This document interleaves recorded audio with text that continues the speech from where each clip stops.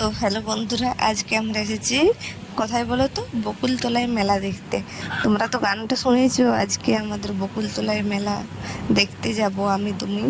তো ফাইনালি আমরা এসে গেছি। তো দেখো কত সুন্দর সাজিয়েছে, খুব সুন্দর সাজিয়েছে এটা।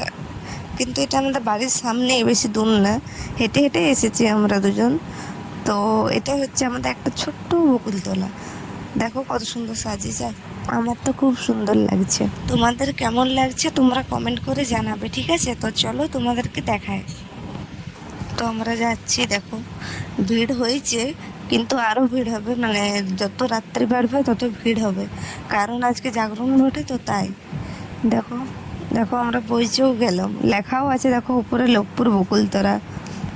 তো আমাদের এটা ছোট্ট বকুলতলাই বটে, ভেবে না। এমনিতে আমরা আসি না এদিকে, এই কীর্তন হয়েছে বলে ভাবলাম একটু যাই, ঘুরে আছি।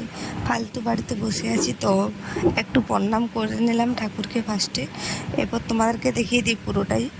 দেখো আমি ভাবলাম ভিতর দিকে যাব, কিন্তু অনেক ভিড় আছে, তো ভিতর দিকে যাবার রাস্তা পাবো না, তার জন্য গেলাম না।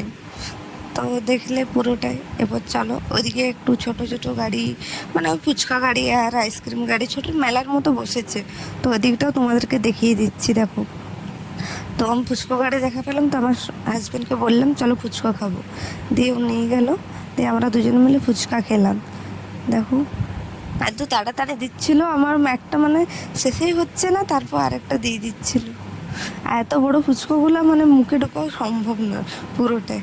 থেকে দেখতে পারলাম এরা সবাই কীর্তন করতে যাচ্ছে, কীর্তনের গ্রুপ বটে। তো দেখো কত সুন্দর লাগছে এদেরকে সবাইকে।